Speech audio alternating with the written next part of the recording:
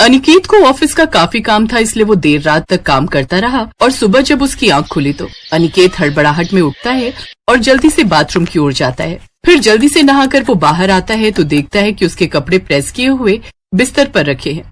वो जल्दी से तैयार होकर कमरे से बाहर आता है और टेबल पर रखी नाश्ते की प्लेट में से एक आलू का पराठा हाथ में पकड़कर वो ऑफिस के लिए निकलने लगता है। तभी उसकी सबसे छोटी और मोटी बहन रूपाली उसे टोकते हुए कहती है, क्या है भैया, ये इस एक पराठे से क्या आपका पेट भर जाएगा? अब भरेगा तो नहीं मोटू, लेकिन लेट हो रहा हूं ना, इसलिए बिल्कुल भी बैठकर खाने का समय नहीं है। मैं लंच ठीक से खा लूंगा। अच्छा, और लंच में क्या खाएंगे? बाहर का तो आप कुछ खाते नहीं और घर का लेकर नहीं जा रहे।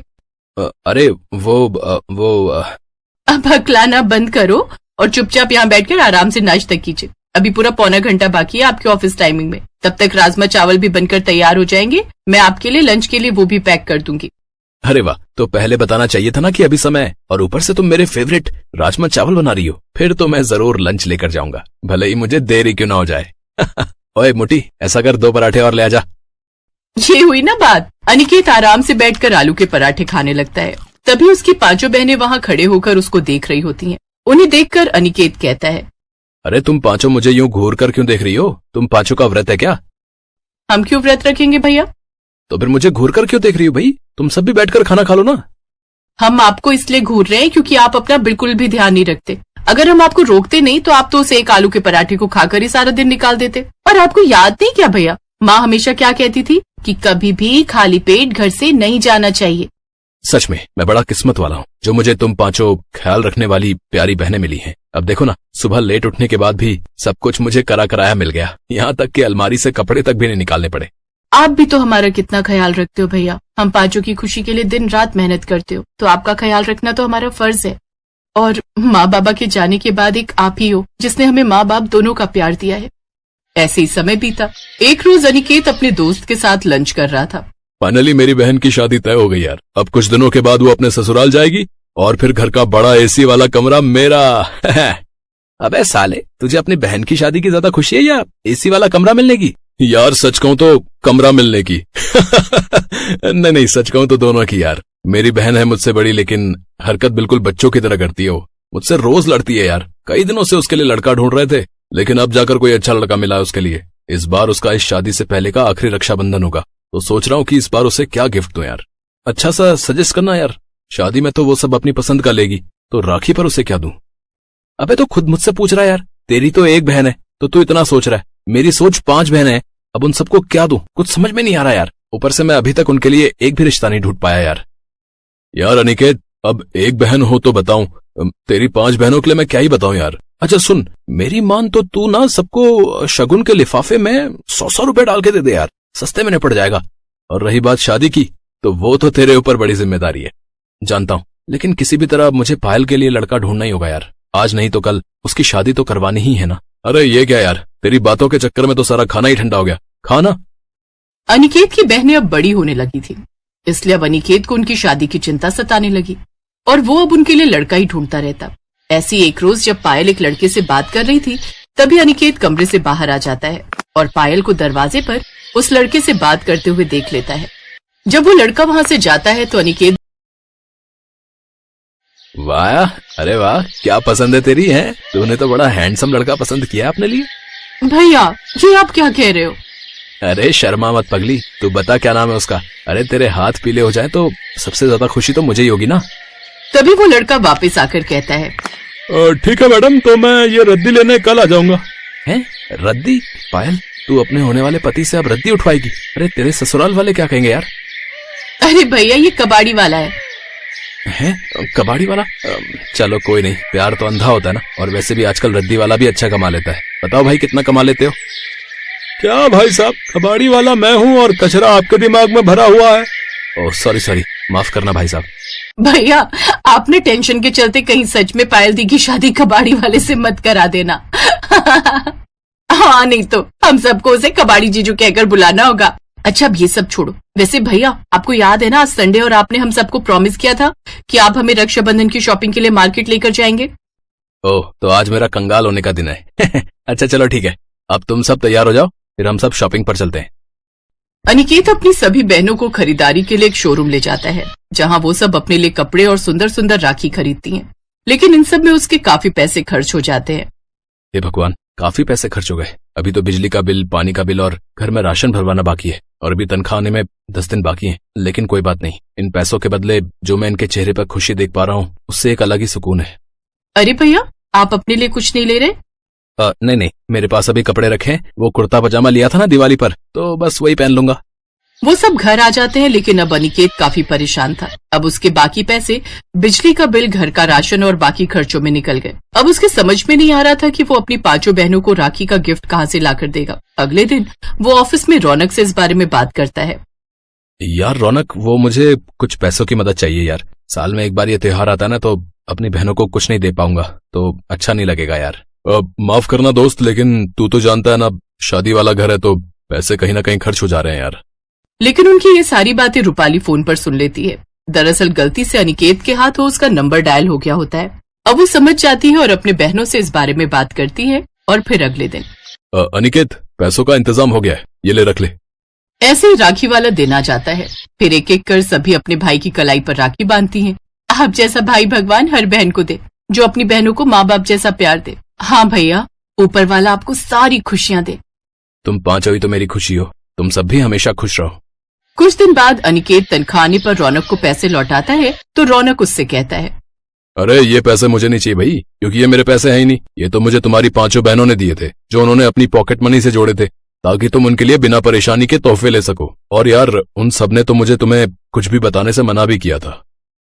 ये सुनकर अनिकेत की आंखों में आंसू आ गए और घर आकर उसने अपनी 5 बहनों को गले से लगा लिया।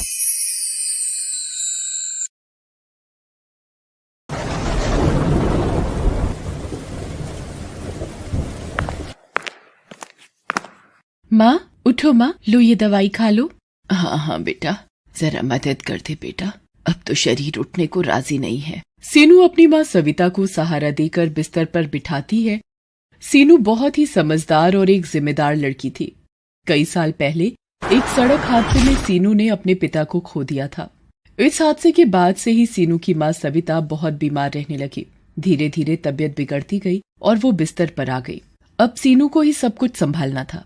उसने शहर के मेन मार्केट में सब्जी बेचना शुरू कर दिया। छोटी सी उम्र में वो घर का खर्चा चला रही थी, लेकिन किसी अच्छे डॉक्टर से अपनी माँ का इलाज करवा पाना उसके बस से बाहर था। दवाई खाने के बाद सविता सीनू के सिर पर हाथ रखती है और कहती है, तूने कुछ खाया बेटा? हाँ माँ, खा लिया। तुम मेरी चिंता मत करो, बस आराम करो और सबसे जरूरी बात, खुश रहा करो। मैं बाजार जा रही हूँ, कोई भी परेशानी हो तो पड़ोस से बिमला मौसी को बुला लेना, ठीक है?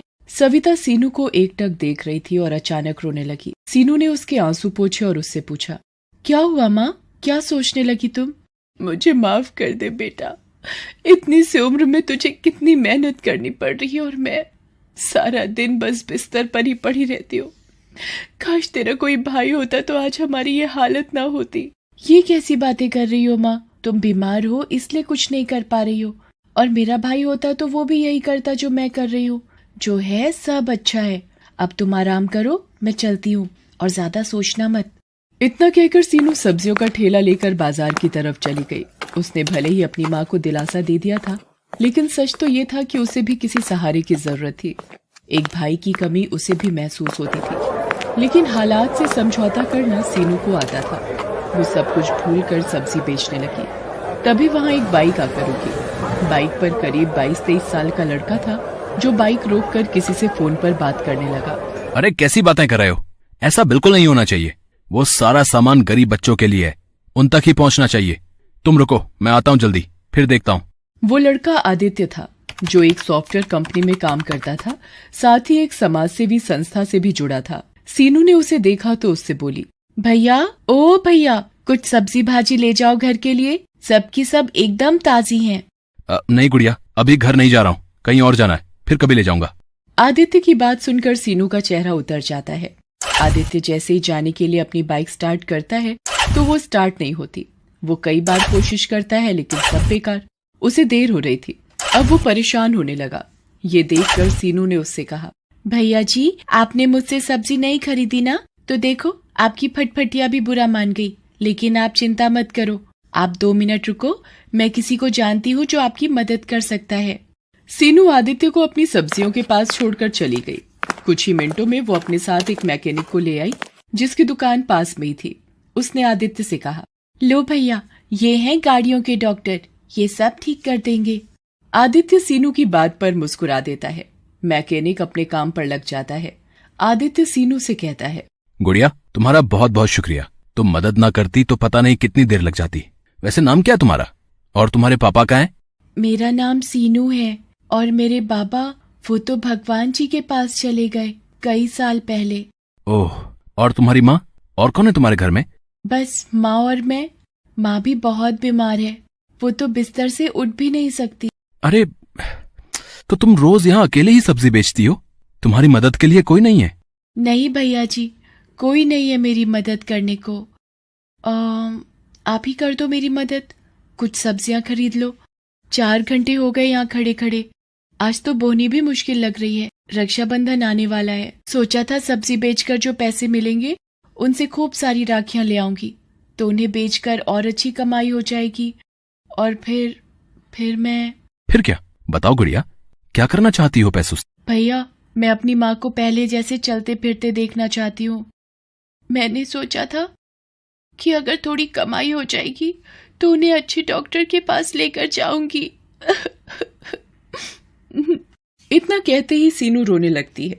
इतनी कम उम्र में सीनू में इतनी समझदारी देखकर आदित्य दंग रह जाता है। वो मन ही मन सीनू की मदद करने का फैसला कर लेता है। वो सीनू की सब्जियों को अलट पलट कर देखता है और उससे कहता है, अरे मैं तो भूल ही गया था, मैं एक समाज सेवी संस्था से जुड़ा हूँ। वहाँ कल गरीब बच्चों को खाना खिलाने वाले। तुम रुको जरा 1 मिनट। आदित्य तुरंत किसी को फोन लगाता है और कुछ देर बात करने के बाद सीनू से कहता है, चलो भाई गुड़िया, हो गया तुम्हारा काम। तुम फटाफट पैसे जोड़ो और मुझे बताओ, ठीक है? अभी थोड़ी देर में एक लड़का आएगा और तुम्हारी सारी सब्जियां लेकर जाएगा, ठीक है? अरे वाह भैया, आपका बहुत बहुत शुक्रिया। आपने तो मेरी बहुत बड़ी मदद कर दी। अरे नहीं गुड़िया, सब्जी तो कहीं ना कहीं से खरीदनी ही थी, तो तुमसे ले ली। वैसे अब खुश तो हो ना तुम? बहुत खुश हूँ भैया। अब आप देखना, एक से एक राखी खरीद कर लाऊंगी और उन्हें बेचकर खूब पैसे कमाऊंगी। फिर सब अच्छा हो जाएगा। खुश रहो, खुश रहो। अच्छा, ये लो पैसे। लेकिन ये तो मेरी सब्जी के दाम से ज्यादा पैसे हैं भैया। भैया कह रही हो तो मैं भी छोटी बहन समझ के दे रहा हूँ, रख लो। और हाँ, ये लो मेरा फोन नंबर, कोई भी मदद चाहिए हो तो फोन करना, ठीक है? मैकेनिक ने आदित्य की बाइक ठीक कर दी थी। आदित्य सीनू के सिर पर हाथ रखता है और फिर अपनी बाइक लेकर चला जाता है। सीनू काफी देर तक आदित्य के बारे में ही सोचती रही। शाम के वक्त आदित्य की संस्था से एक लड़का आकर सीनू से सारी सब्जी ले जाता है। सीनू बहुत खुश थी। वो सारे पैसों से जाकर नए नए डिजाइन की राखियां खरीद लेती है और उन्हें अपने ठेले में सजाकर रक्षाबंधन से एक दिन पहले बाजार आ जाती है और जोर से चिल्लाती है, राखी ले लो राखी, गुड्डे वाली, फूल वाली, गोटे वाली राखी, सुंदर सुंदर राखी ले लो। सीनू कई घंटों तक ऐसे ही आवाज लगाती रहती है, पर कोई भी उससे राखी नहीं खरीद रहा था। दरअसल कुछ ही दूर राखियों की एक बड़ी सी दुकान थी जहां सीनू से ज्यादा वैरायटी की राखियां थी, इसीलिए सभी लोग उसी दुकान से राखियां खरीद रहे थे। ये देखकर सीनू फिर से उदास हो गई थी। शाम हो गई पर उसकी एक भी राखी नहीं बिकी। वो अपनी राखियों के साथ घर पहुंची तो उसे उदास देखकर सविता ने पूछा, क्या हुआ सीनू? जाते हुए तो बड़ी खुश थी तू। क्या बताऊं माँ, पूरा दिन धूप में चिल्लाती रही पर किसी ने एक भी राखी नहीं खरीदी मुझसे। सब लोग उस रामलाल की दुकान पर ही जा रहे थे। कल रक्षाबंधन है, अगर कल भी मेरी राखियां नहीं बिकी तो क्या होगा माँ? हिम्मत मत हार बेटी, भगवान किसी को तो भेजेंगे। सीनू ने अपने सारे पैसे राखी खरीदने में लगा दिए थे। अब तो उसके पास बेचने के लिए सब्जियां भी नहीं थी और ना ही वापस सब्जी खरीदने के लिए पैसे। अगले दिन रक्षाबंधन था। वो सुबह सुबह ही अपनी राखियां लेकर बाजार पहुंच गई। 1-2 लोगों ने आकर उसकी राखियां देखी जरूर, पर खरीदी नहीं। दोपहर हो गई थी। सीनू का सब्र टूटता जा रहा था। तभी उसने सामने से आदित्य को आते देखा। अरे भैया, आप कैसे हो आप? अरे गुड़िया, मैं अच्छा हूँ गुड़िया, तुम्हारी राखियां देखने आया हूँ और खरीदने भी। अच्छा तो लीजिए ना, ये देखिए, इस पर कितना प्यारा गुड्डा लगा है और ये फूल वाली अच्छी है ना? सीनू खुश दिखने की कोशिश तो कर रही थी, पर आदित्य उसका चेहरा देखकर सब समझ गया था। उसने आते हुए राखियों की दुकान और उसमें लगी भीड़ भी देख ली थी और उसे समझने में देर नहीं लगी कि सीनू के लिए अपनी राखियां बेच पाना कितना मुश्किल था। उसने सीनू से कहा, गुड़िया, तुम बहुत छोटी हो, इतनी सी उम्र में तुम में जो हौसला है उसकी जितनी तारीफ की जाए वो कम है। लेकिन बेटा, ऐसे काम नहीं चलेगा, तुम्हें कुछ और सोचना होगा। मतलब भैया, मैं कुछ समझी नहीं। आदित्य उसकी तरफ देखकर मुस्कुराता है और अपनी बाइक साइड में लगाकर सीनू की जगह जाकर खड़ा हो जाता है और जोर जोर से चिल्लाने लगता है, ले लो, किस्मत वाली राखी ले लो। इसे खरीदोगे तो किस्मत खुल जाएगी, हर मुश्किल दूर भाग जाएगी। जिस भाई की कलाई पर बंधेगी ये राखी, उसकी उम्र 100 साल की हो जाएगी। ले लो। आदित्य की पर्सनैलिटी बहुत अच्छी थी। लोग उसे राखियां बेचते हुए देखकर पहले ही चौंक गए थे। ऊपर से आदित्य का उनको बुलाने का तरीका भी मजेदार था। धीरे धीरे लोग उसके पास आते गए। सीनू उन्हें राखियां बेचती गई और आदित्य इसी तरह मजेदार बातें करके लोगों को आकर्षित करता गया। कुछ ही देर में सीनू की सारी राखियां बिक गई। ये देखकर आदित्य बहुत खुश हुआ। उसने सीनू से कहा, देखा गुड़िया, ऐसे बेचते हैं सामान। सारी राखियां बिक गई तुम्हारी। नहीं भैया, सारी नहीं बिकी, मैंने एक राखी बचा कर रखी है। लेकिन क्यों गुड़िया? अभी तो तुमने एक ग्राहक से कहा कि सारी राखियां बिक गई हैं, उसके लिए नहीं बची। तुमने ये राखी उसे क्यों नहीं दी? क्योंकि ये राखी बेचने के लिए नहीं, बल्कि मेरे भैया की कलाई पर सजने के लिए है। मैं जानती हूँ कि मेरी हैसियत बहुत छोटी है। मुझे हमेशा से एक भाई की कमी महसूस होती थी। अगर आपको बुरा ना लगे तो क्या मैं आपको राखी बांध सकती हूँ? क्यों नहीं गुड़िया, मेरी भी कोई बहन नहीं है। और सच कहूं तो तुम्हें देखकर मुझे भी ऐसा ही लगा कि अगर मेरी कोई छोटी बहन होती तो बिल्कुल तुम्हारे जैसी नटखट होती। इतना कहकर आदित्य अपना हाथ सीनू की तरफ बढ़ा देता है और सीनू उसकी कलाई पर राखी बांध देती है। दोनों बहुत खुश थे। फिर आदित्य अपनी जेब से एक तोहफा निकालकर सीनू को देता है। सीनू चौंक जाती है और कहती है, अरे भैया, ये मेरे लिए? हाँ, तुम्हारे लिए ही है। अब बातें छोड़ो और जल्दी से इसे खोल कर देखो। सीनू जल्दी से अपना तोहफा खोलती है। उसमें शहर के एक बड़े डॉक्टर से अपॉइंटमेंट का पर्चा था। सीनू की आंखों में आंसू आ जाते हैं। वो बस आदित्य को देखती रह जाती है, कुछ नहीं बोल पाती। तुमने जितने दुख झेलने थे झेल लिए मेरी बहन। अब तुम्हारा भाई आ गया है जो सब ठीक कर देगा।